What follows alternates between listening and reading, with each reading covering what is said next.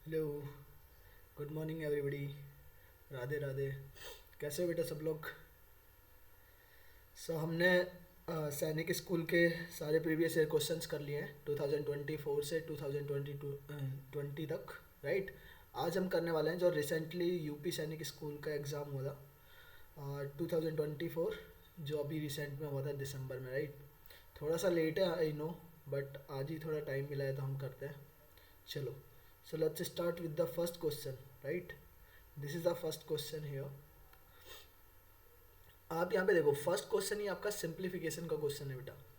अब इसको सिंप्लीफाई करने गए तब तो इसमें बहुत ज़्यादा टाइम लगेगा। इधर देखो एक बार, ये आपको ऐसा दिया हुआ है 1+876543 multiply two the 876545, right, and divided by, it is completely divided by 8487654 square, right? It is given. Now tell me, it is 43, just everything is same here. आपको देखो सारे डिजिट सेम है सब। यहाँ पे देखो, ये आपका 45 है बेटा, यहाँ पे 43 है। तो मैं इसको ऐसे लिख सकता हूँ, it is 44 - 1 and it is 44 + 1। बाकी आपका देखो रिमाइंडर्स वो सेम ही रहेगा, आगे के जो डिजिट्स है वो सब सेम ही रहेगा। इसमें अगर मैं -1 कर देता हूँ, 44 - 1 कर लेते हैं बेटा, ये 44 + 1 हो जाएगा, राइट। तो एक पॉजिटिव वैल्यू, एक ये आ जाएगा बेटा 876544 - 1, ये रहेगा 876544 + 1। तो एक बार पॉजिटिव एक बार नेगेटिव, दो नंबर्स का सब्ट्रैक्शन और एडिशंस का मल्टीप्लीकेशन हो रहा है, तो ये एक फॉर्मूला नहीं बनता है, a² - b² बेटा। a² - b² is equal to, एक बार आप ऐड करते हैं a प्लस बी को, एक बार माइनस करते हैं a - b करते हैं। तो यहाँ से मैं इसको ऐसे लिख सकता हूँ, 1 + 87644 होल स्क्वायर -1 होल स्क्वायर और divided by 87644 square, it is given. अब यहाँ से देखो, ये 1² है बेटा, इस 1² को का क्या होता है, 1 - 1 करेंगे तो ये आ जाएगा 1, 1² इज 1। तो एक पॉजिटिव 1 है, एक नेगेटिव 1 है, तो 1 से 1 सब्ट्रैक्ट होकर 0 हो गया बेटा। और ये आपका 87644 स्क्वायर, एंड डिनोमिनेटर में भी 87644 होल स्क्वायर है, तो यहाँ होल स्क्वायर से ये होल स्क्वायर कंप्लीटली डिवाइड हो जाएगा 1 टाइम। तो answer for this question is A option. ठीक है, देखो थोड़ा सा ये मतलब कॉन्सेप्ट बेस्ड क्वेश्चन था, हमें ये सोल्व नहीं करना था, सिर्फ सिंप्लीफाई करना था वो फॉर्मूला का यूज करके। Okay, come to the second question. देखो सेकंड क्वेश्चन भी कुछ आपका ऐसा ही है, इसमें भी आपको फॉर्मूले का यूज करना है बेटा। लाइक देखो, ज्योमेट्री से और सिंप्लीफिकेशन हम बोल सकते हैं, ये ज्योमेट्री नहीं, एल्जेब्रा का सिंप्लीफिकेशन ज़्यादा है बेटा इसमें। ये दोनों क्वेश्चन इसी के बेस के ऊपर थे, फर्स्ट एंड सेकेंड। जैसे इस वाले फर्स्ट वाले क्वेश्चन को देखो, सेकेंड वाले क्वेश्चन को देखेंगे। यहाँ पे दिया हुआ है x into 3 - 2/x is equal to 3/x दे रखा है बेटा। क्लियर, मैं इसको एक बार मल्टीप्लाई कर लेता हूँ अंदर, तो ये हो जाएगा आपका 3x - 2/x, और इससे x को मल्टीप्लाई करेंगे इज इक्वल टू 3/x है बेटा। x से x डिवाइड हो गया, ये 3x है बेटा, ये 3/x है, तो 3/x को इधर लेके आ जाऊंगा तो ये आ जाएगा 3x - 3/x, और ये 2/2 है बेटा, ये उधर चले जाएगा तो पॉजिटिव में चले जाएगा, ये आ गया 2। तो यहाँ से मैं कह सकता हूँ x - 1/x, 3 कॉमन ले लेंगे दोनों साइड से यहाँ से, तो 3 कॉमन लेने के बाद यही बचेगा, यहाँ से x बचा बेटा, यहाँ से 3 कॉमन जाने के बाद 1/x बचा, इज इक्वल टू 2 है। तो यहाँ से हम कह सकते हैं x - 1/x is equal to कितना है बेटा, 2/3। अब आपसे पूछा क्या है, आपसे पूछा है x² + 1/x²। बताओ x - 1/x से x² + x² कैसे निकाल सकते हो, 1/x²। मैं दोनों साइड से स्क्वायर कर दूं, इधर से भी स्क्वायर कर दिया बेटा, इधर से भी स्क्वायर कर दिया, होल स्क्वायर। तो यहाँ से क्या आएगा, यहाँ से आएगा a - b का whole square. a - b whole square क्या होता है, a² + b²। b है बेटा 1/x, तो 1/x का स्क्वायर क्या होगा, 1² का तो 1 ही रहेगा, और x² हो जाएगा बेटा x² -2ab। 2 इंटू ए क्या है बेटा, आपका x है, और b है 1/x, और यहाँ पे ये कितना आ गया, ये आ जाएगा आपका 4/9। क्लियर। अब यहाँ से देखो x² + 1/x², यहाँ से x कट गया, ये बच गया बेटा 2, ये 2 उधर जाके क्या हो जाएगा, ऐड हो जाएगा। तो मैं यहाँ पे कर देता हूँ, देखो ये हमारा बचा x² + 1/x² is equal to, ये आया 4/9, और ये 2 इधर बेटा सब्ट्रैक्शन में था, उधर जाके क्या हो गया, ऐड हो गया, तो ये आ जाएगा 2। देखो यहाँ से 9 × 2 = 18, 18 प्लस 4 करेंगे कितना आएगा बेटा 22। 8 9 टू जा 18, yes 18 plus 4 22, so 22/9 is the answer. 22/9 कौन सा वाला ऑप्शन है, ए वाला ऑप्शन है बेटा, ए हमारा आंसर है। ठीक है, देखो इसमें भी अलजेब्रा यूज हुआ है, हमारे पास दोनों फॉर्मूला का यूज किया हमने। ठीक है, पहला वाला ए स्क्वायर माइनस बी स्क्वायर के ऊपर था, ये वाला था ए माइनस बी के होल स्क्वायर के बेस्ड था बेटा। चलो नेक्स्ट वाले क्वेश्चन में देखेंगे बेटा, consider the following statement when the two straight line intersect each others. बेटा दो स्ट्रेट लाइन एक दूसरे को इंटरसेक्ट करती है तो कैसा होता है, देखो मैं आपको यहाँ पे बनाता हूँ फिगर ना। एक लाइन ऐसे है, स्ट्रेट लाइन है, इसके साथ में एक ऐसे इंटरसेक्ट लाइन उसको कट कर रही है बेटा स्ट्रेट लाइन से। तो इसने क्या बोला है, यहाँ पे बोला है एडजेसेंट एंगल्स आर कॉम्प्लीमेंट्री। बेटा एक एंगल सपोज करो ये है, और इसका एडजेसेंट एंगल या तो हम ये नीचे वाला ले सकते हैं या ऊपर वाला ले सकते हैं, कोई भी ले लो। क्या एडजेसेंट एंगल कॉम्प्लीमेंट्री है या सप्लीमेंट्री है बेटा, ये आपका कंप्लीट एंगल है, क्या है स्ट्रेट एंगल है। स्ट्रेट एंगल यानी कि 180 डिग्री। तो ये दोनों जब दो एंगल्स का सम 180 डिग्री रहेगा बेटा, वो क्या होता है कॉम्प्लीमेंट्री नहीं होता है, सप्लीमेंट्री होता है। ठीक है, तो सप्लीमेंट्री होगा, सेकंड वाला आंसर सही है। तो सेकंड वाले में बेटा दो ऑप्शन थे, फर्स्ट वाला तो गलत ही हो गया। फिर देखो अब यहाँ पे देखो सेकंड वाला तो सही है, थर्ड वाले को चेक करो, अपोजिट एंगल्स आर इक्वल, बिल्कुल सही है। अपोजिट एंगल्स इक्वल होते हैं बेटा। ठीक है, तो यहाँ से हो जाएगा second and third. Second and third वाला ऑप्शन एक ही है, बी वाला ऑप्शन ये हमारा आंसर हो गया। ठीक है, नेक्स्ट पे आ जाओ। इस वाले क्वेश्चन में देखेंगे बेटा, in the given figure A C is parallel to the B D and angle C F आपको दे रखा है 25 एंड ये दे रखा है बेटा 65। ठीक है, बी डी जी इज 65 और आपको बोला है बेटा जो बी एफ है, लाइन बी एफ है, बी ए के इक्वल है। ये देखो ये दे रखा है आपको, ये दे रखा है, ये दोनों साइड्स इक्वल है। ये 65 है, ये आपको 25 दे रखी है बेटा। ठीक है, अब आप मेरे को बताओ, यहाँ पे ये ऐसा, इस लाइन को मैं आगे बढ़ा लेता हूँ, इस लाइन को भी मैं आगे बढ़ा लेता हूँ। आपको दिख रहा है ये अगर 65 डिग्री का एंगल है बेटा, तो ये पूरा एंगल भी तो 65 डिग्री का होना चाहिए बिकॉज ऑफ करस्पॉन्डिंग एंगल। अगर ये करस्पॉन्डिंग एंगल है तो ये 25 ऊपर हो गया बेटा, नीचे कितना बच जाएगा, ये टोटल आपका 65 है। 65 में से मैं 25 सब्ट्रैक्ट कर लूंगा तो ये बन जाएगा 40 डिग्री। तो ये जो नीचे वाला एंगल है ये कितने डिग्री का आ गया बेटा, 40 डिग्री का एंगल आ गया। आपसे पूछा क्या था, बी एफ ई ये वाला एंगल पूछा है बेटा। अब इस वाले एंगल को कैसे निकालेंगे आप मेरे को बताओ। ये 40 डिग्री है तो ये वाला एंगल भी तो 40 डिग्री का रहेगा बेटा, बिकॉज ऑफ ये दो साइड्स, एक ट्राइंगल की दो साइड्स इक्वल है बेटा, तो दो एंगल्स भी इक्वल रहेंगे। तो ये अगर 40 डिग्री है तो आउटर साइड वाला कितना हो जाएगा बेटा, इंटीरियर और एक्सटीरियर एंगल्स का सम क्या होता है 180 डिग्री, तो ये आ गया आपका 140 degree. So answer for this question is C option. Clear, चलो नेक्स्ट वाले में देखो, for a triangle A B C which of the following is true.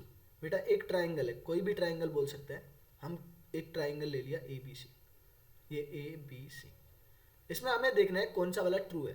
बेटा इसने बोला है B C square minus A B square, B C square minus A B square is equal to A C square, ऐसा कोई relation नहीं होता है बेटा। इज इट क्लियर, ट्राइंगल के अंदर ए बी माइनस ए सी, दो साइड्स का जो डिफरेंस है वो क्या होता है बेटा, तीसरी वाली साइड्स के, दो साइड्स का जो डिफरेंस है ए सी या ए बी कोई भी ले लो बेटा, वो हमेशा छोटा होता है कौन सी, थर्ड वाली साइड से। Is it clear or not. तो यही चीज इसने पूछा है कि क्या कौन सा रिलेशन सही रहेगा, तो दो का डिफरेंस तीसरी वाली से क्या रहेगा, छोटा रहेगा बेटा, ये डी वाला ऑप्शन सही आ जाएगा। ये मैंने आपको पढ़ाया था। देखो दो थ्योरम्स होती है, एक ट्राइंगल पॉसिबल कब होता है, एक तो उनका एंगल क्या होना चाहिए 180 डिग्री होना चाहिए, दूसरा बेटा आपका पॉसिबल तभी है जब दो का या तो सम, दो साइड्स का सम ए बी और बी सी का सम तीसरे वाले से बेटा बड़ा रहेगा। किससे, A B and B C तो ए सी से बड़ा रहेगा। ऐसे कोई भी हो सकता है, ऐसा नहीं है कि देखो ए सी और ए बी का जो सम रहेगा वो बी सी से बड़ा है। ठीक है, तीनों में से तीन साइड्स है, 3 sides are there in the triangle, तो 2 साइड्स का जो सम रहेगा वो थर्ड साइड से हमेशा बड़ा रहेगा, और 2 साइड्स का जो डिफरेंस होता है वो थर्ड वाली साइड से हमेशा छोटा होता है। It is the property. चलो नेक्स्ट में देखो, if the given figure O is any point on the bisector of the acute angle XYZ, okay, ये बाइसेक्टर है, बाइसेक्टर है तो ये वाला एंगल भी x है सपोज करो, तो ये वाला भी क्या रहेगा बेटा x ही रहेगा। Okay, the line OP is parallel to the ZY, ये जो OP है बेटा ये पैरेलल है ZY के। ठीक है, जेड वाई के parallel. Then Y P O, Y P O ये वाला जो ट्राइंगल है वाई पी ओ ट्राइंगल इस, आप मेरे को बताओ ये ऐसा दिख रहा है? मैं अभी एक सेकंड के लिए इसको ऐसा बना देता हूँ। यहाँ पे देखो, ये बेटा एंगल बाइसेक्टर था, एंगल बाइसेक्टर है तो ये दोनों अलग, ये अगर एक्स एंगल है तो ऊपर वाला भी तो एक्स एंगल रहेगा, और ये एक पैरेलल लाइन है, इसके पैरेलल लाइन, बस कौन सी, ये वाली लाइन इसके इसके पैरेलल है बेटा, ये वाली लाइन इसके पैरेलल है, पैरेलल है तो ये अगर x डिग्री का एंगल है तो बेटा ये वाला भी तो x डिग्री का एंगल रहेगा, because of alternate angles, alternate interior angle है बेटा। तो ये x है, ये x है, अगर दो साइड्स इक्वल है किसी ट्राइंगल की तो क्या होगा, वो आइसोसेलेस ट्राइंगल होगा, आइसोसेलेस ट्राइंगल होगा बेटा। और इसका इक्वलेटरल होना जरूरी है क्या, या राइट एंगल होना जरूरी है? नहीं, कोई ज़रूरी नहीं है, हमें कहीं पे दे ही नहीं रखा बेटा ये राइट एंगल होगा, और वैसे भी राइट एंगल ये बन ही नहीं सकता है क्योंकि ये एक्यूट एंगल बोला है उसने। Is it clear or not?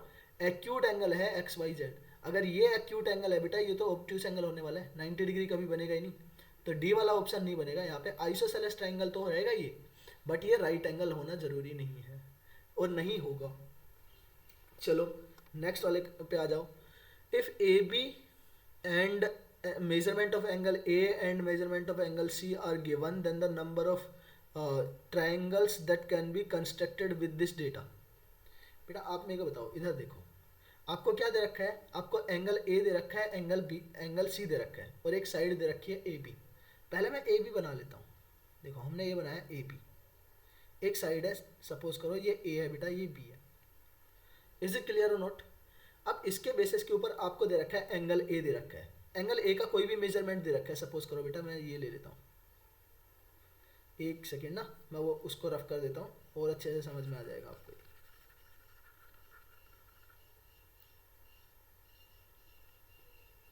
ये सपोज करो हमने एक एंगल बना दिया, ये कोई भी मेजरमेंट है, एक फिक्स मेजरमेंट है। Is it clear?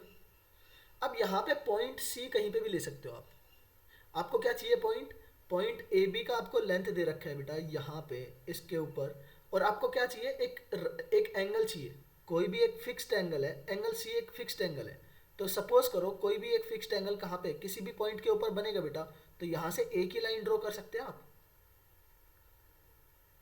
उसको एक बार ही मिला सकते हैं बेटा। इस पॉइंट पे इस पूरी लेंथ के ऊपर मैं बोलता हूँ यहाँ पे कोई एंगल बन रहा है, क्या ये यहाँ पे एंगल बन सकता है क्या, वो सेम एंगल नहीं बन सकता है बेटा। ऐसे ऐसे ऐसे लाइन चलो ड्रॉ कर रही है, एक सेम एंगल बन रहा है बेटा, ऐसे ड्रॉ कर रहा है, लाइन ड्रॉ करते जा रहे हैं, तो हम वो वाला लाइन ही लेंगे जो बी सी के इक्वल रहेगा, जो बेटा इसके जस्ट ये एंगल है, ये वाला सी पॉइंट है, तो ये एक ही लाइन ड्रॉ कर सकते हैं। जो सी के जो सी वाला बेटा लाइन है वो जो बी के ऊपर ड्रॉ होगा वो एक ही लाइन हो सकती है, ऐसा तो नहीं है कि आगे भी हम बना सकते हैं बेटा।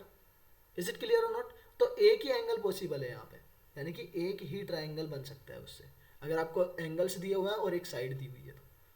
ठीक है, चलो नेक्स्ट पे आ जाओ बेटा। 108 वाले पे देखो बेटा। Out of the fractions which one is the third highest, आपसे पूछा है थर्ड हाईएस्ट बताओ कौन सा है। तो मैंने आपको बता रखा है बेटा पहले तो, ये अगर आपके पास कितने एंगल्स हैं, ये देखो एक आपके पास 5/7 है, एक 7/13 है, एक 4/7 है बेटा, और एक आपके पास है 4/15, एक है आपके पास 9/14। ठीक है, अब देखो सबसे पहली बात ना, आपको दो तरीके मैंने बता रखे हैं इजीली तरीके से।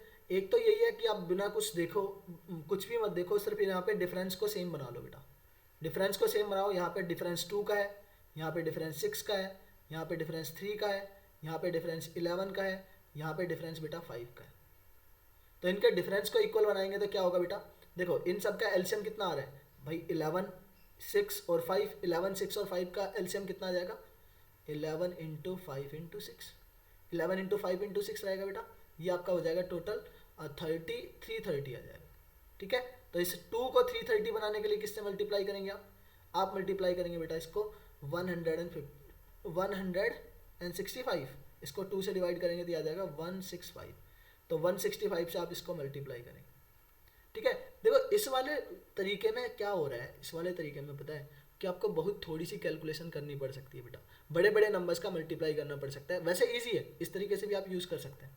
आप यहाँ से 6 से डिवाइड करेंगे तो यहाँ पे 55 से मल्टीप्लाई कर लो, 3 से आप कर रहे हैं तो 3 से कर रहे हैं तो बेटा आप यहाँ से 3 से डिवाइड करेंगे तो ये आ जाएगा आपका 10, 110 से मल्टीप्लाई करेंगे आप इसको पूरे को, 4 को 110 से मल्टीप्लाई करेंगे, 11 से इसको 30 से मल्टीप्लाई करेंगे, 14 है राइट। यहाँ पे आपका डिफरेंस कितने का है, 5 का, 5 का है तो इसको 66 से मल्टीप्लाई करेंगे बेटा। अब यहाँ से चेक कर लेंगे जो जिसकी वैल्यू सबसे बड़ी आएगी वो सबसे बड़ा नंबर है, और जो वैल्यू सबसे छोटी है वो सबसे छोटा वैल्यू है। जैसे यहाँ पे काउंट करेंगे 165 इंटू 5, और ये 75 इंटू 55 इंटू 7, ये आएगा 55 इंटू 7, और ये आएगा बेटा 4 इंटू 110, एक रहेगा आपका 4 इंटू 30, और एक रहेगा बेटा 9 इंटू 66। अब यहाँ पे देखो इससे भी कंपेयर कर सकते हो कौन सा, ये तो सबसे छोटा दिख रहा है मेरे को 4 इंटू 30, ये 4 इंटू 110 इससे थोड़ा सा बड़ा नंबर दिख रहा है। Is it clear? अगर मैं इसको भी दे देता हूँ वही हो जाएगा 110 इंटू 3.5। अब इनको चेक कर लो कौन सा वाला बड़ा है कौन सा वाला छोटा है बेटा। इसमें तो सबसे छोटा ये है 3.5 जिससे मल्टीप्लाई हो रहा है, फिर उसके बाद ये आ जाएगा आपका 4 इंटू 110, इसके बाद 4 इंटू 110, और ये है 9 इंटू 66। देखो मैं इसका ना एक बिल्कुल इजी मेथड बताता हूँ, इस वाले तरीके से तो आप कर ही सकते हैं। आप ना यहाँ पे थोड़ी सी चीज़ ऑब्जर्व करोगे ना थोड़ा सा, तो आपको ये इतना बड़ा कैलकुलेशन करना बच जाएगा। कैसे करेंगे ध्यान से देखो बेटा, आपके पास नंबर्स दिए हुए हैं, इनको यहीं पे ऑब्जर्व करो।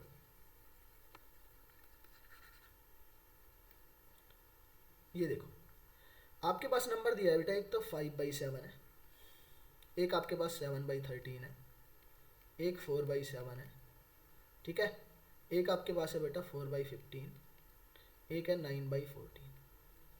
ये आपके पास 5 नंबर्स दिए हुए हैं। आप यहाँ पे देखो एक नंबर 4/7 4/7 है, 5/7, तो इन दोनों में कंपेयर कर लो बेटा।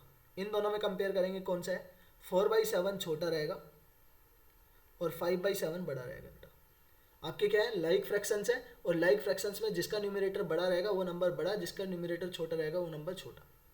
Is it clear? अब एक सेकेंड यहाँ पे और देखो ये क्या है बेटा, अगर मैं इसको 2 से डिवाइड कर लेता हूँ तो ये आपका आएगा 4.5 और ये आएगा 7, तो ये 4.5 है, यानी कि ये कहीं ना कहीं इनके बीच में आएगा बेटा। ये 9/14 इसके बीच में आएगा, 4.5 4 और 5 के बीच में होता है, तो हम इसको ऐसे बोल सकते हैं 4/7 सबसे छोटा है, फिर उसके बाद 9/14 उससे बड़ा है बेटा, और 5/7 सबसे बड़ा है। इन तीनों का कंपेरिजन तो हमने देख लिया। ये सब चीज़ें आप देख सकते हो बेटा इधर से ही, मतलब बिना कोई कैलकुलेशन किए। छोटा सा एक कैलकुलेशन है वो 9 को और 14 को, वो तो माइंड में भी कर सकते हो। अब आपके पास कौन कौन से बचे नंबर्स हैं, एक आपके पास 7/13 ये बच गया बेटा, और एक बचा हमारे पास 4/50। आप यहाँ पे चेक करो कि इन दोनों में से बड़ा या छोटा कौन है बेटा। पहले से इनमें कंपेयर कर लो बेटा, 4 और इसका मैं अगर चेक करता हूँ 4/7 15 और 7/13, इसका क्रॉस मल्टीप्लाई से चेक कर सकता हूँ कौन सा बड़ा है कौन सा छोटा है। तो कौन सा बड़ा है तो 4 3 जा ये आ जाएगा बेटा 14, 13 4 जा 52, और ये आएगा 15 7 जा 105। तो आपका ये 7/13 सबसे बड़ा है, ये बेटा छोटा है, ये वाला नंबर छोटा है। Is it clear? अब इस छोटे नंबर को चेक करो, इस छोटे नंबर को सबसे छोटे नंबर इनमें से सबसे छोटे नंबर से चेक करके देख लो कि इससे भी बड़ा है या छोटा है। तो आपको यहाँ पे दिख गया ना, एक तो 4/15 है बेटा, एक 4/7 है, तो ये वाला छोटा रहेगा, ये वाला नंबर बड़ा रहेगा। क्यों रहेगा? क्योंकि बेटा न्यूमरेटर सेम है, और डिनोमिनेटर जिसका बड़ा होगा वो नंबर सब क्या होगा छोटा होगा। तो ये वाला नंबर यहाँ पे आएगा, कौन सा वाला 4/15। Is it clear? अब यहाँ से सीधा सीधा मेरे को दिख गया। आप एक चीज़ और चेक कर सकते हो, देखो 5/7 को आप चेक कर सकते हैं किसके साथ, 7/13 के साथ, कि 7/13 में कौन सा बड़ा होगा। देखो 13 को इधर मल्टीप्लाई करूँगा 5/7 में, क्या आएगा बेटा 13 5 जा होता है 65, और ये आएगा आपका 49। तो ये 5/7 बड़ा है, 5/7 तो बड़ा है बेटा। अब इसको 9/14 से एक बार और चेक करना पड़ेगा।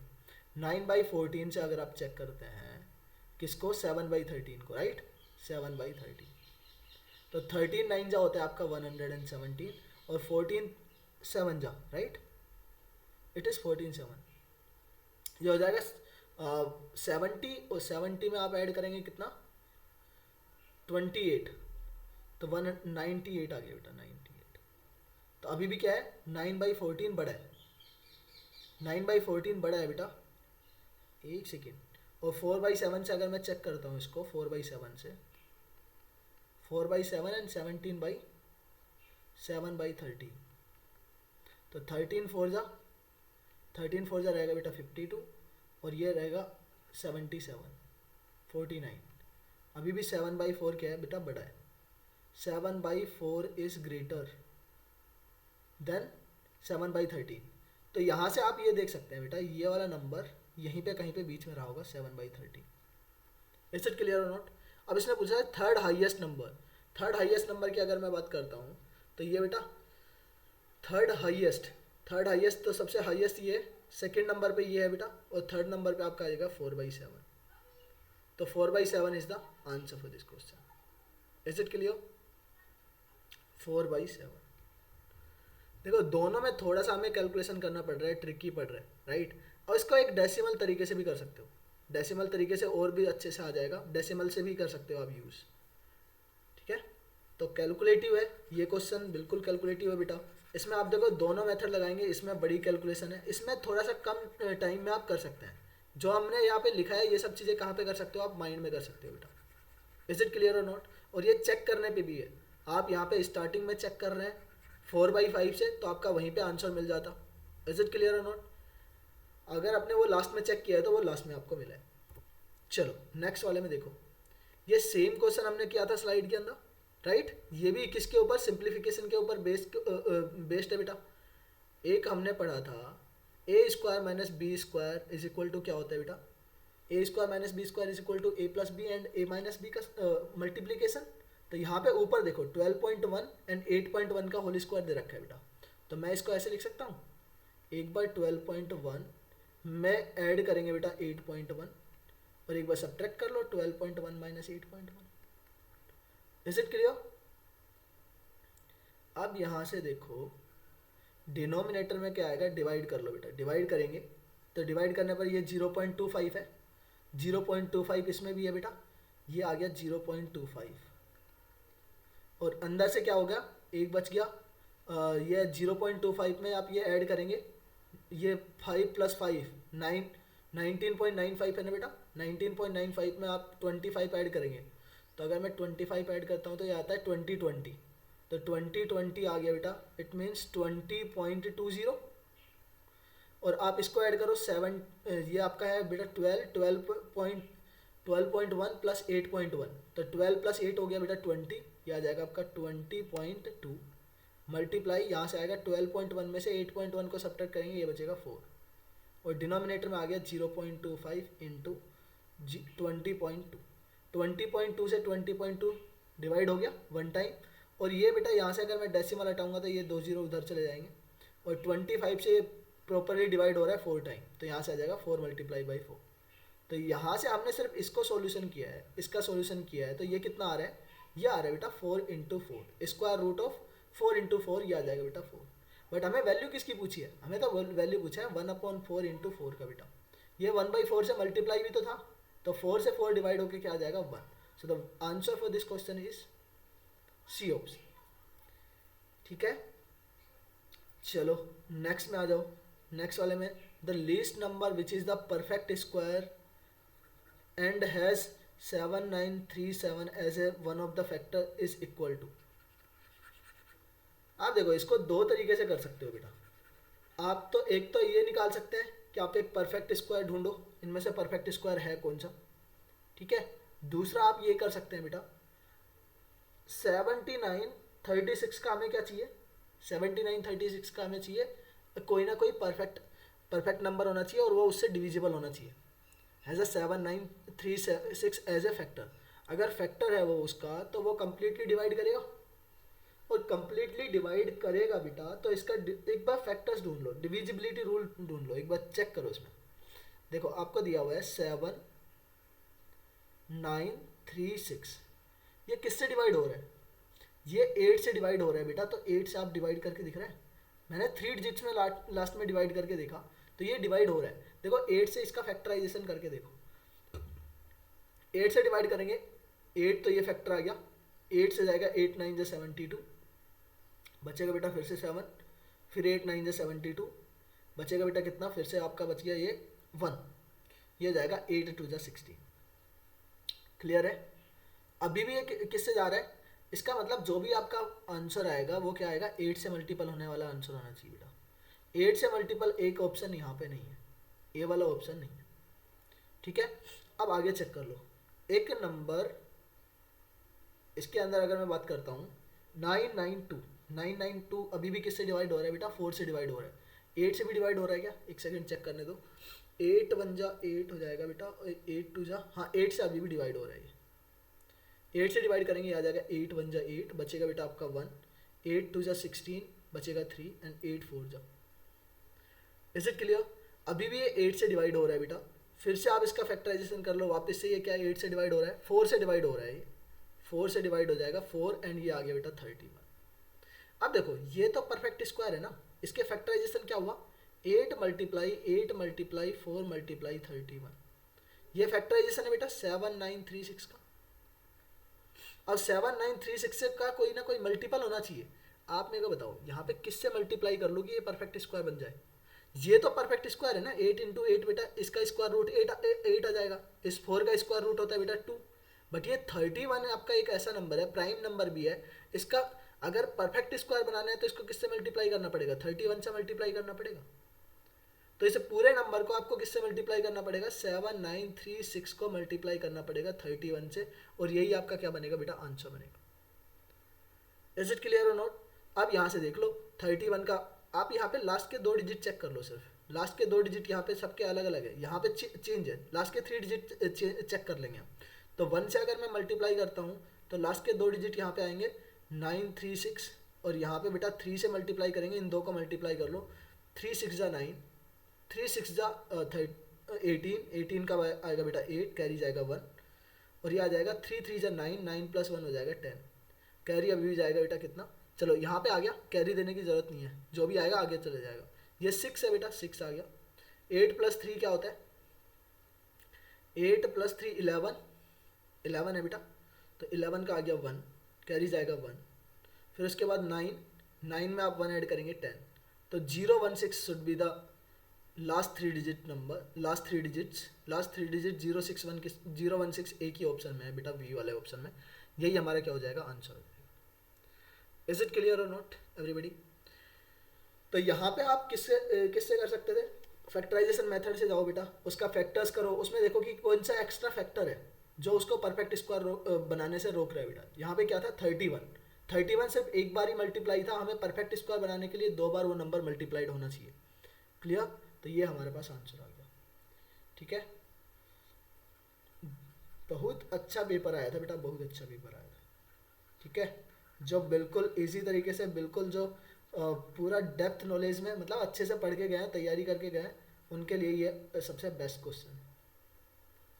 चलो आगे आपको देखो क्या दिया हुआ है, a⁴x is equal to b, b⁴y is equal to c and x y z is equal to 1 दे रखा है बेटा। अब यहाँ पे देखो, मेरे को सर वैल्यू पुट कर लो बेटा, इसमें वैल्यू पुट करके देखो, ये आपको क्या दे रखा है, b है, b की वैल्यू क्या है, यहाँ पे b की वैल्यू है a⁴x। देखो ये दे रखा था आपको a⁴x is equal to b दिया हुआ है, and b⁴y is equal to दे रखा है आपको c। आपसे एक चीज और दे रखी है बेटा, x y z is equal to 1। जो ये b की वैल्यू है बेटा, मैं यहाँ पे पुट कर लूँ, b की वैल्यू क्या है, a⁴x, तो a⁴x इज इक्वल टू की होल पावर कितनी होगी बेटा, y इज इक्वल टू आपको c दिया हुआ है। ठीक है, तो मैं इसको ऐसे लिख सकता हूँ, a⁴x into y is equal to c बेटा। आपको x y z दे रखा है, x y z दे रखा है, तो z कैसे बन जाएगा बताओ।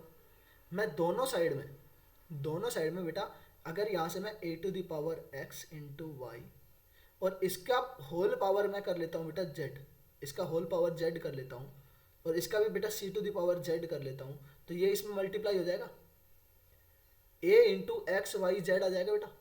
तो यहाँ से आपका बन जाएगा a⁴x into Y into Z, और उधर से हो जाएगा बेटा c⁴z। Is it clear or not? अब यहाँ पे आपको दे रखा है x y z is equal to 1 है, x Y z is equal to 1 है बेटा, तो यहाँ से आ जाएगा a to the power 1 is equal to c to the power z. अब इसने क्या पूछा है, इसने पूछा है क्या, हाँ हम इसको ऐसे बोल सकते हैं बेटा, इसने रिलेशन पूछा है किसमें, ए एंड बी में। तो ए एंड बी के अंदर इसका रिलेशन कैसे निकाल सकते हो आप, सी टू दी पावर जेड आया है राइट, दोनों साइड से हमने क्या किया है, पावर जेड किया है। तो हम इसको ऐसे भी कर सकते हैं, देखो a to the power x Y z c to the power z हो गया बेटा, x Y z is equal to 1 है और जेड इज इक्वल टू, ठीक है एक सेकेंड रुकना, एक सेकेंड रुकना, हमने थोड़ा सा इसमें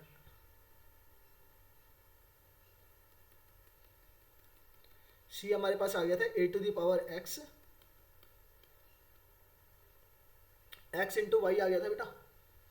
अब यहाँ से मेरे को x Y z is equal to 1 दे रखा है, एक्स वाई जेड, तो एक्स वाई जेड के लिए हम 1 कैसे लिख सकते हैं, सी टू दी पावर 1 लिखना पड़ेगा या ए टू दी पावर 1।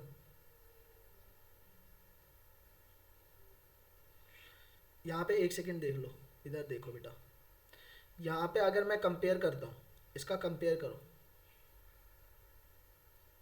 ये आपको दे रखा है बेटा a to the power x Y z is equal to, ये हो गया बेटा c to the power z. ये इक्वल कब हो सकता है, ये इक्वल तभी हो सकता है बेटा, हाँ यानी कि बेस भी सेम है, बेस सेम नहीं है यहाँ पे, और ये c to the power z है, तो यहाँ पे एक्स वाई जेड की वैल्यू पुट ही करना पड़ेगा। चलो a to the power 1 is equal to c to the power z आ गया, तो ए इज इक्वल टू क्या है बेटा, a is equal to c to the power z है। हमें किसमें चाहिए, the value of c to the power x की वैल्यू चाहिए या सी टू दी पावर जेड है बेटा, c to the power Z की वैल्यू चाहिए थी, और सी टू दी पावर जेड की वैल्यू क्या आ गई बेटा, ए ही आ गया, यही तो हमसे पूछा था, it is C to the power Z. तो ये हो गया option number A is the answer. ठीक है, चलो अगले वाले क्वेश्चन में देख लो, दिस इज द हिलोरियस बेटा, बहुत स्टैंडर्ड क्वेश्चन है इसमें राइट, आप देख रहे हो बहुत अच्छे तरीके से नॉलेज होना चाहिए आपको, और ये 6th क्लास के तो बिल्कुल भी ऐसा नहीं लगता कि 6th क्लास 5th क्लास में बच्चों को आने चाहिए ये वाले। ठीक है, बहुत अच्छा तरीके का एक ज्योमेट्री नहीं, आपको एल्जेब्रा पूछा है इसमें, एल्जेब्रा अच्छे तरीके से आपको आना चाहिए था। मोस्टली यहाँ पे ज्योमेट्री और एल्जेब्रा तो बहुत भर भर के भी आता है बेटा राइट, और बहुत अच्छे क्वेश्चंस आते हैं उसमें, मतलब कोई ऐसे बिल्कुल सिंपल क्वेश्चंस नहीं आते। ठीक है, चलो कोई नहीं, let's start with the next question. यहाँ पे देखो ये भी सेम एल्जेब्रा का क्वेश्चन है। अगर आपको एल्जेब्रा का फॉर्मूला पता है तो ये इजीली आप कर पाएंगे, अगर नहीं बताया तो आपके लिए बहुत ज़्यादा डिफिकल्ट होने वाला है। यहाँ पे वैल्यू पुट करने चले गए ना बेटा, तो वैल्यू तो पुट करते ही रह जाओगे। यहाँ पे आप यहाँ पे देखो क्या लिखा हुआ है, आपसे दे रहा है थर्ड रूट ऑफ पी, बेटा मैं इसको पी को अंदर मल्टीप्लाई कर लेता हूँ, तो ये ऐसा बन जाएगा P to the power 3 plus 3p square plus 3p plus 1। अब आपको पता है अगर मैं बोलता हूँ a प्लस बी का होल क्यूब, p प्लस 1 का होल क्यूब करता हूँ, तो ये पता है क्या आता है, ये यही आता है बेटा p क्यूब प्लस 3ab का होल स्क्वायर, ए बी का होल स्क्वायर, तो यहाँ पे ए है बेटा p और b है बेटा 1 का होल स्क्वायर करेंगे तो 1 ही आएगा, प्लस 3a स्क्वायर बी यानी कि p स्क्वायर इंटू 1, और प्लस होगा बेटा आपका a क्यूब, बी क्यूब क्या है आपका 1 का क्यूब। तो ये सेम ऐसा ही बन रहा है, ये आपका p क्यूब प्लस 3p, देखो 3p यहाँ पे, 3p स्क्वायर भी यहाँ पे है प्लस 1 भी है यहाँ पे, तो ये बेसिकली ओवरऑल है क्या, ये आपका p plus 1 to the power whole 3, और इसका आपका थर्ड रूट निकालना है। थर्ड रूट निकालना है तो पावर से पावर कैंसिल आउट हो गया, यहाँ से आ जाएगा p प्लस 1। सो आंसर क्या होगा, अगर ये p इज इक्वल टू 123 है बेटा, तो 123 है तो ये हो जाएगा p plus 1 that is 123 plus 1 that is 124 बेटा, सॉरी 124 प्लस 1 है, तो 124 प्लस 1 इज 125, तो option number D is the answer. Clear, चलो नेक्स्ट वाले क्वेश्चन पे देखते हैं बेटा। If fruit seller has a carrot of the apples containing one Brussels apple for every 40 apples in a carrot, one Brussels apple for the every 40 apples in the carrot, okay, 3 out of every 4 Brussels apples are considered unsellable and there are 9 unsellable apples in the carrot, then how many apples are there in the carrot? आप यहाँ पे देखो, इनका ratio से भी कर सकते हो, आप वैसे भी कर सकते हो सिंपल तरीके से। आपको ये बोला है देखो 40 कैरेट में 40 एप्पल्स बेटा 1 कैरेट में आता है, 1 कैरेट में आपके 40 एप्पल्स आते हैं, ठीक है। 1 braces apples for every 40 apples in the carat. तो एक ब्रेसेस के लिए कितना चाहिए, एक ब्रेसेस, एक कैरेट के नहीं लिए, एक ब्रेसेस के लिए आपका चाहिए ब्रूसेस, एक सेकेंड रुकना, मैं अभी यहाँ पे लिख देता हूँ। 1 ब्रूस्ड, अगर 1 ब्रूस्ड की बात करेंगे बेटा तो उसमें 40 एप्पल्स आते हैं, ठीक है। तो ब्रूस का एप्पल्स के साथ रेशियो आ गया यहाँ पे, जिसमें से 3 in the carat, 3 out of every 4 bruises. 4 brushes में 3 एप्पल्स आर कंसिडर अनसेलेबल। 3 एप्पल्स क्या है, 3 एप्पल्स आर कंसिडर अनसेलेबल, अनसेलेबल है बेटा। और टोटल हमारे पास अनसेलेबल कितने हैं, 9 है। ये कितने टाइम्स है, 3 का है बेटा, 3 टाइम्स। तो कितने टोटल ब्रेसेस भी चाहिए हमें, ब्रेसेस चाहिए हमें कितने बेटा, 12 ब्रेसेस चाहिए। 4 को आप 3 से मल्टीप्लाई करेंगे तो 12 ब्रेसेस चाहिए हमें। अब हमारे पास एप्पल क्या है, 1 ब्रेसेस के अंदर एप्पल 40 एप्पल्स है। टोटल कितने ब्रेसेस चाहिए, 12 एप्पल्स, 12 ब्रेसेस। तो 12 ब्रेस्ट के लिए कितना हो जाएगा एप्पल टोटल, 12 इंटू 40, 12 इंटू 40 करेंगे 480 इज द आंसर। तो टोटल कितना हो गया बेटा, 480 ब्रेसेस होने चाहिए। तो यहाँ पे ये तो रेशियो का क्वेश्चन था, और इसको आप वैसे भी कर सकते थे। 1 braces is equal to 40 apples, इसमें दिया हुआ है 3 आउट ऑफ दैट, यानी कि 4 ब्रेसेस में 3 एप्पल्स क्या है बेटा, मतलब खराब बोल सकते हैं, जिनको हम सोल्ड ही नहीं कर सकते। हमारे पास 9 अनसेलेबल है, तो ये 3 का 3 टाइम्स है, ऐसे आप कैलकुलेट कर सकते हैं, ठीक है। वहाँ से पहले ब्रेस्ट निकालो कितने हैं टोटल, उसके बाद बेटा वहाँ पे एप्पल निकाल लो। 1 children day sweets were to be equally distributed among 300 children, but on that particular day 50 children remained absent, hence each children got the 1 extra sweet. How many sweets were distributed? आ जाओ बेटा, इस वाले question को भी देखो। हम late कर लेते हैं, हमने क्या किया, लेट किया यहाँ पे स्वीट्स के बारे में ना, राइट। आपसे पूछा था कि कितने स्वीट्स होने चाहिए सबके पास। How many sweets were be distributed, आप मेरे को बताओ कितने स्टूडेंट्स है टोटल, 300 स्टूडेंट्स है बेटा। हम सपोज कर लेते हैं पहले जब वो एब्सेंट नहीं भी आ रहे थे, तो वो सोच के तो यही जाएगा ना, जब भी आप अपने बर्थडे पे जाते हो तो ये पूरा स्ट्रेंथ लेके जाते हो ना, कि मेरे क्लास में इतने ज़्यादा बच्चे हैं तो मेरे को इतना इतना सबको देना है। सपोज करो हम यहाँ पे लेट कर लेते हैं कि सब बच्चों को कितना मिलना चाहिए, सबको हमें एक्स चॉकलेट देनी है। तो आपके पास टोटल कितने स्टूडेंट्स हैं, टोटल स्टूडेंट्स जो हैं बेटा वो हैं, ये टोटल चिल्ड्रंस कितने हैं, 300 चिल्ड्रंस हैं। तो हमारे पास डिस्ट्रीब्यूशन के लिए कितनी चॉकलेट होनी चाहिए, कितनी चॉकलेट लेके जाएंगे बेटा आप, टोटल लेके जाएंगे आप 300x। बट अब हुआ क्या, उसने बोले है कि 50 चिल्ड्रंस रिमेन्ड एब्सेंट। बेटा कितने आए, 300 में से 250 आए,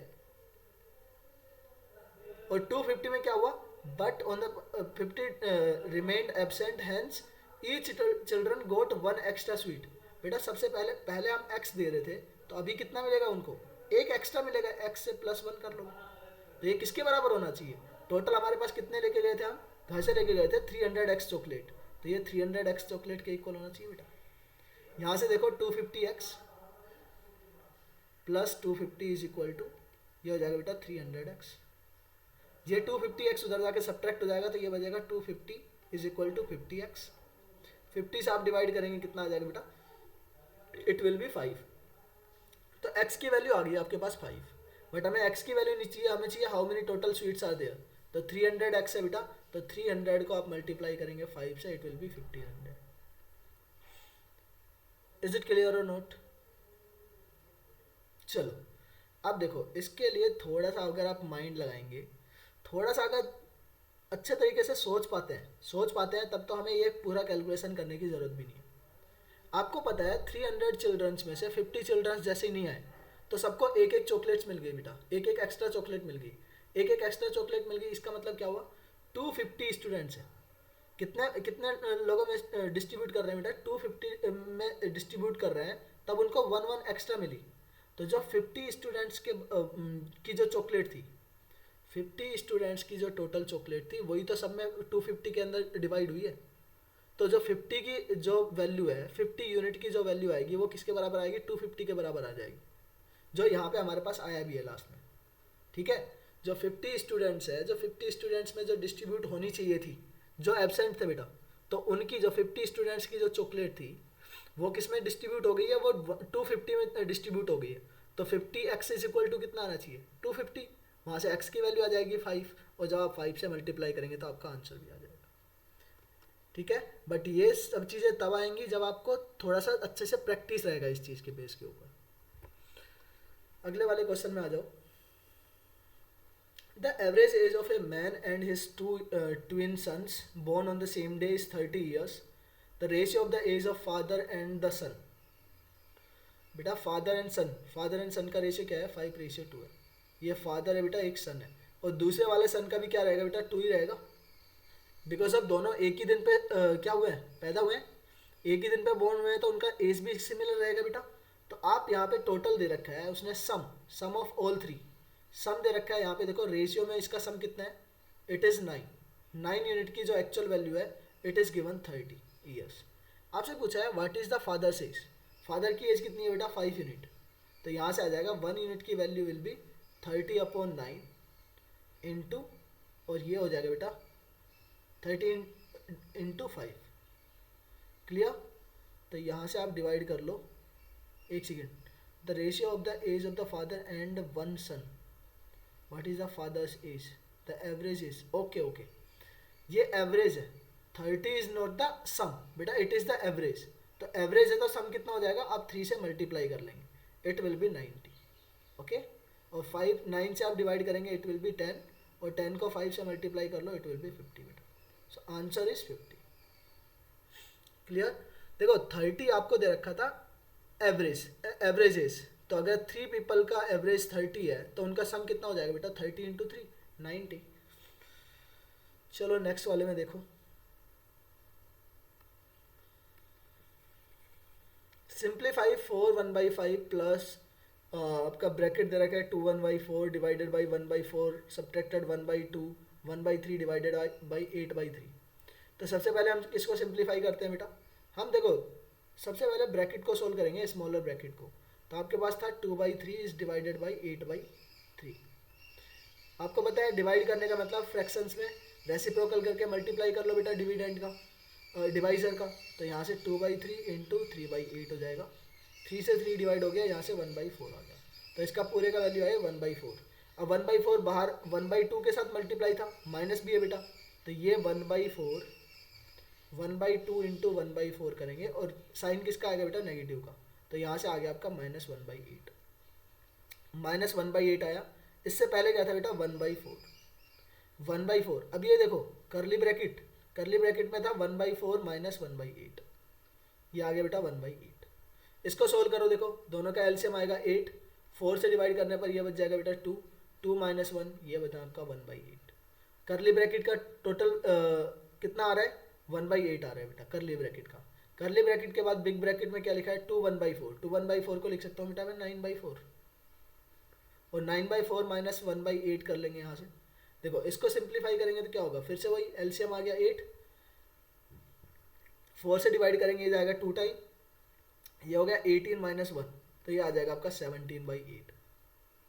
ये किसकी वैल्यू आ गई है, पूरा वैल्यू आ गया बेटा यहाँ से ब्रैकेट तक हमारे पास वैल्यू है। अब इसको भी सिंप्लीफाई कर लो बेटा, 9 5, ये 4 1/5 है, तो 5 को मल्टीप्लाई करेंगे 20 + 1 हो जाएगा 21। तो 70/8 में आपको ऐड करना है बेटा 21/5। तो डिनोमिनेटर देखो, डिनोमिनेटर एक बार चेक करो क्या आ रहा है, यहाँ पे 5 है, यहाँ पे 8 है बेटा। तो आप यहाँ पे इनका एलसीएम लेंगे तो कितना हो जाएगा, एक आपके पास है 17/8, और इसमें आप ऐड कर रहे हैं 21/5। एलसीएम ले रहे हैं तो एलसीएम कितना आएगा बेटा, दिस नंबर शुड बी, एक सेकेंड, हमने यहाँ पे सही किया है क्या, कुछ कैलकुलेशन में मिस्टेक तो नहीं है। 8/3 यहाँ पे 3 है, हो जाएगा बेटा 1/4, 1/8, और यहाँ से 1/8 बच जाएगा, ठीक है, 1/4 माइनस 1/8। अच्छा 1/8 is not in the sum बेटा, यहाँ से इसका डिवाइड था, राइट। 9/4 डिवाइडेड बाई यहाँ पे करेंगे 8/1, जो 1/8 है यहाँ पे डिवाइड है ना कि ऐड है, ठीक है। तो यहाँ से डिवाइड करेंगे तो 4 से 4 डिवाइड हो जाएगा, यहाँ पे 4 से जाएगा 2 टाइम, और यहाँ से आ जाएगा 18। Is it clear or not? यहाँ से आया 18, और आप 18 में ऐड कर रहे हैं कितना, 4 1/5, 4 1/5 को ऐड करेंगे 18 में, तो ये आ गया 22।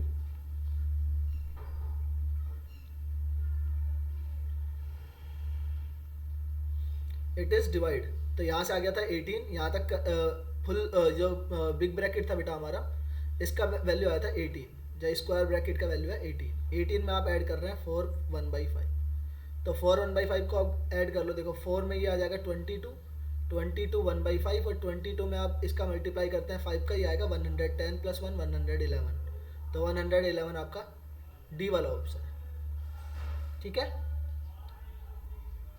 111 divided by 5, this will be the answer. अगले वाले में देखो बेटा, अभी मोस्टली जो आपको क्वेश्चंस मिलेंगे वो ज़्यादा इजी मिलेंगे रेदर देन जो हमने पहले कर लिए बेटा, because lots of the questions are from algebra, और एक छोटा सा अच्छा सा पोर्शन पूछा गया था एलजेब्रा का ही बेटा, वहाँ पे आपको बाय द वे वैसे तो इजी क्वेश्चंस है, बट आपके स्टैंडर्ड्स के अकॉर्डिंग थोड़े से हायर स्टैंडर्ड्स के जो क्वेश्चंस हमने एलजेब्रा में और ज्योमेट्री में पूछे। अब अगले वाले क्वेश्चन को देखो, ये सब सिंपल क्वेश्चंस हैं, इनको आप माइंड में कर सकते हो। 50 kilogram is the what percent of 250, तो 50 आउट ऑफ 250 इट इज 1/5, और 1/5 का परसेंटेज में चेंज करेंगे तो क्या होता है बेटा, 1/5 का परसेंटेज वैल्यू होता है 100 से मल्टीप्लाई कर लो, याद है 20%, और वैसे ही मैंने आपको ऑलरेडी सिखा रखा है 1/5 देखो तब भी सीधा 20% वहाँ पे लगाएंगे। अगले में देखो, विच of the following figure have exactly 2 lines of the symmetry, बेटा 2 लाइन्स ऑफ द सिमेट्री किस में होता है, लाइन में तो 1 ही सिमेट्री होगी बेटा, कहीं भी है तो 1 लाइन ऑफ सिमेट्री बन जाएगा, इधर भी एक के सेम पोर्शन रहेगा, इधर भी सेम पोर्शन रहेगा। रेक्टेंगल में देखो, मैंने रेक्टेंगल ऐसे बनाया, तो इसमें कितनी सिमेट्री है बेटा, एक यहाँ से सीधा सिमेट्री है, हो सकता है एक आपका यहाँ से कट करेंगे तब भी। सिमेट्री का मीनिंग क्या है बेटा, अगर जहाँ से कट कर रहे हो उसको अगर मोड़ के ऐसे लेके आओगे, ऐसे इन द सेंस मतलब कि उसके ऊपर ओवरलैप होना चाहिए, अगर जैसी वो ओवरलैप हो गया उसके इक्वल हो गया तो वो क्या है, सिमेट्री में है, अदरवाइज नॉट सिमेट्री। देखो आप इसको ऐसे कट कर सकते हैं क्या, इसको अगर मैं डायगोनल के थ्रू कट करूंगा तो ये इक्वल नहीं बनेगा, पार्ट इक्वल है बेटा, इनका एरिया इक्वल है, बट जैसे ही आप इसको पलटोगे ना ये कुछ ऐसा जाएगा बेटा ऊपर के साइड में, ये जो पार्ट है ये पार्ट इसके ऊपर ओवरलैप नहीं होगा। Is it clear or not? तो दैट्स वाई इसमें क्या है, सिमेट्री सिर्फ 2 ही है रेक्टेंगल के अंदर। अब जब आप स्क्वायर के अंदर ढूंढने लग जाएंगे ना, स्क्वायर के अंदर कितनी हो जाएगी बेटा, इसमें 4 सिमेट्री हो जाएगी। 4 सिमेट्री कैसे, क्योंकि ये वाला पार्ट आपका ओवरलैप होने लगेगा इधर से। अगर मैं इसको डिवाइड इस टाइप से, 2 तो सिमेट्री थी वो, आप इसको ब्रेथ के अकॉर्डिंग कट कर सकते हैं, लेंथ के अकॉर्डिंग कट कर सकते हैं, और आप इनको डायगोनल के अकॉर्डिंग भी कट कर सकते हैं बेटा। Is it clear? That's why rectangle इसमें नहीं बनेगा आपका, सॉरी स्क्वायर नहीं बनेगा, rectangle is the answer. Triangle में तो आपका 3 सिमेट्री रहेगा, 3 कॉर्नर से आप कट कर सकते हो, और वो भी किसमें, सिर्फ इक्विलेटरल ट्राइंगल में, बाकी किसी ट्राइंगल के अंदर तो रह भी सकता है नहीं भी रह सकता है। चलो अगले वाले क्वेश्चन में देखो बेटा, a circular road runs around a circular garden. If the difference between the circumference of the outer circle and the inner circle is 44, then the width of the road. बेटा आप मेरे को बताओ, 2 रोड्स हैं right, ऐसे circle है और इसके बाहर एक सर्कल है, ऐसे तो यही तो होगा रनवे ये। अब अगर मैं बोलता हूँ, इधर देखो बिल्कुल इजी क्वेश्चन चाहिए आपको पता है, ये हम ले लेते हैं अंदर वाले इनर जो सर्कल है उसका रेडियस है r, और आउटर जो सर्कल है बेटा वो क्या है, कैपिटल R है। तो ये रोड का विड्थ क्या है, रोड का जो विड्थ है ये डिफरेंस ही रहेगा बेटा, कैपिटल R माइनस R। हमें वैल्यू किसकी कैलकुलेट करना है, R माइनस R की वैल्यू कैलकुलेट करना है। अब आप मेरे को बताओ, जो आपको दिया हुआ है क्या दे रखा है, पेरीमीटर या सर्कमफेरेंस दे रखा है, डिफरेंस ऑफ द सर्कमफेरेंस, तो इट इज गिवन 2πr होता है बेटा डिफरेंस। तो बड़े वाले सर्कल का तो आएगा 2πr, माइनस करेंगे आप इसमें से 2π small r is equal to आपको दे रखा है बेटा 44। तो यहाँ से देखो 2 पाई कॉमन आ जाएगा, into r minus r is equal to 44। 2 pi की वैल्यू क्या होती है बेटा, 2 इंटू पाई है 22/7, और ये आ गया r minus r is equal to 44। 44 से ये 22 कट जाएगा, 7 उधर जाके मल्टीप्लाई हो जाएगा, तो यहाँ से आर माइनस आर की वैल्यू क्या आ गई 7 सेंटीमीटर, और this will be the answer for this question. ठीक है, चलो अगले वाले क्वेश्चन में देख लो। A B C D is the rhombus and the A E F is equal to 50 degree. आपको ये दे रखा है बेटा 50 डिग्री, फाइंड द एक्स, आपसे ये वाला वैल्यू पूछे।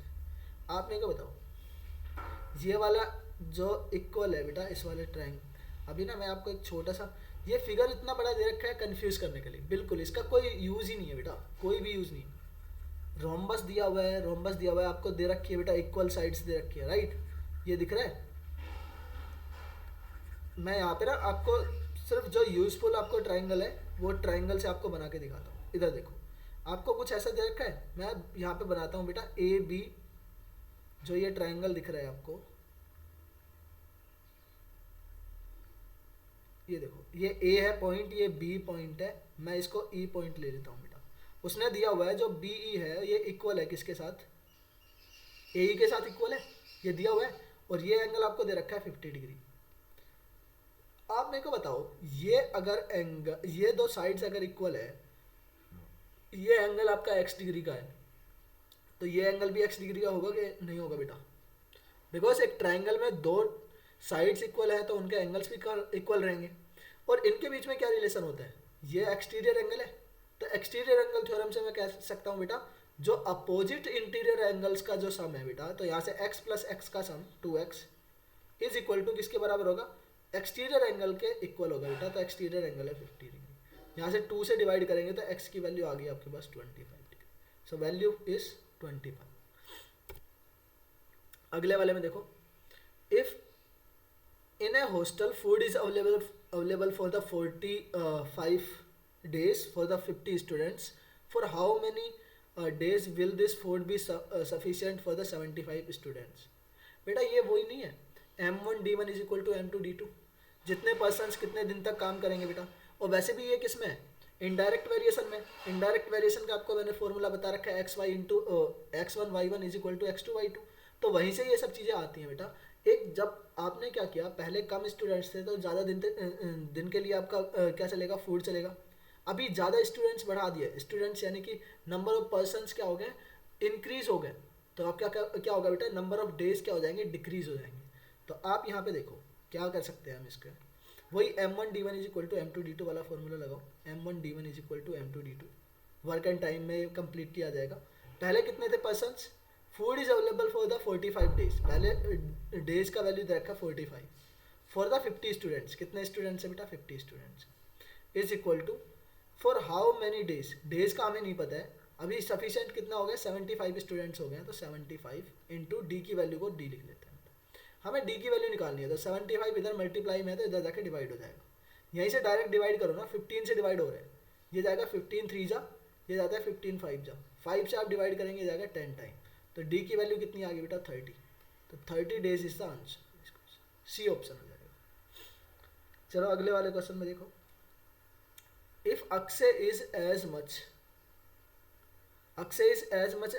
as elder than Vinay as he is younger than the Kartikeya, sum of the Vinay and Kartikeya is 48, then find the age of Akshay। आप यहाँ पे देखो बेटा, आपको क्या दिया है, Akshay is as much elder as Vinay as he is younger. Akshay क्या है बेटा, एकदम बिल्कुल सेंटर में, ये अक्षय की एज है, सपोज करो अक्षय को ए से रिप्रेजेंट कर रहा हूँ बेटा, as much as elder than Vinay as,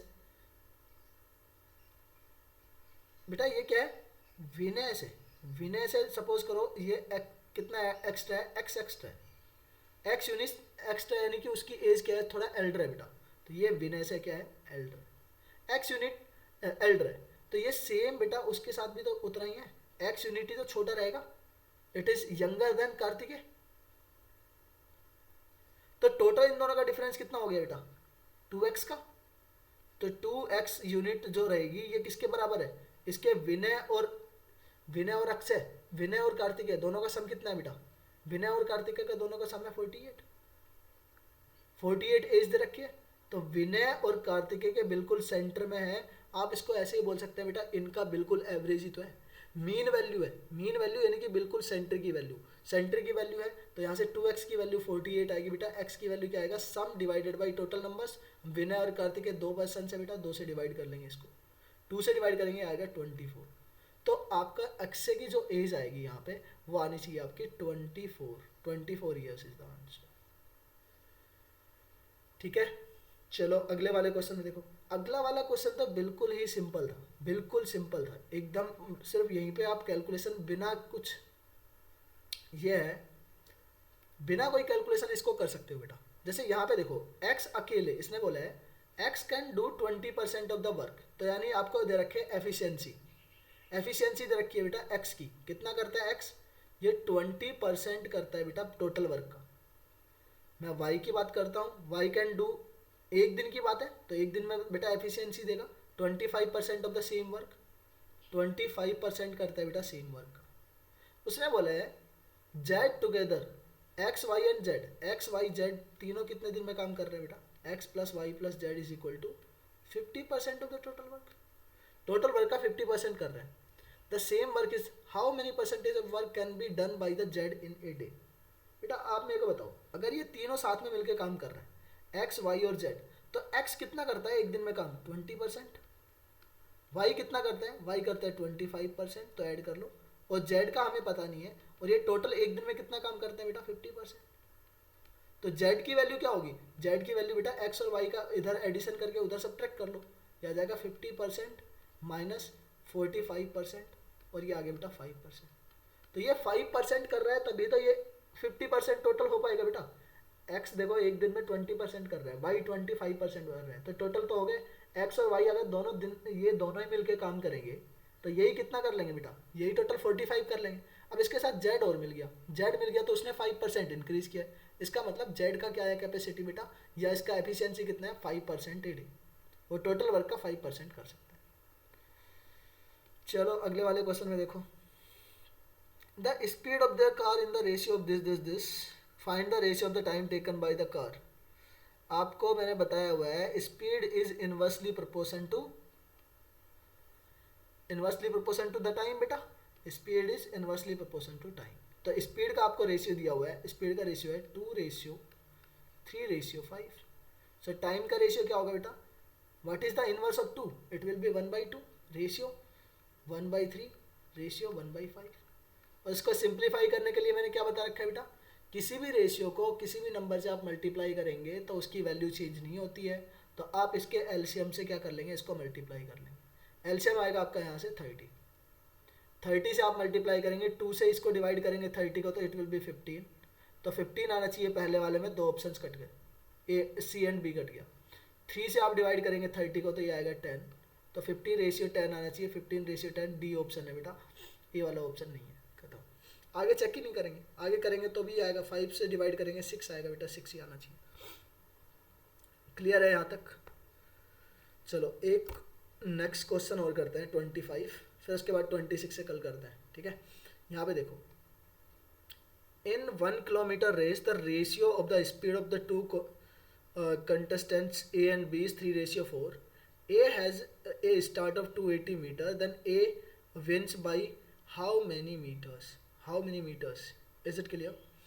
आपको यहाँ पे देखो 1 किलोमीटर रेस है बेटा, आपको मैंने ये बता रखा है speed is proportional to directly proportional to the distance बेटा। अरे डिस्टेंस का फॉर्मूला क्या होता है, distance is equal to speed into time.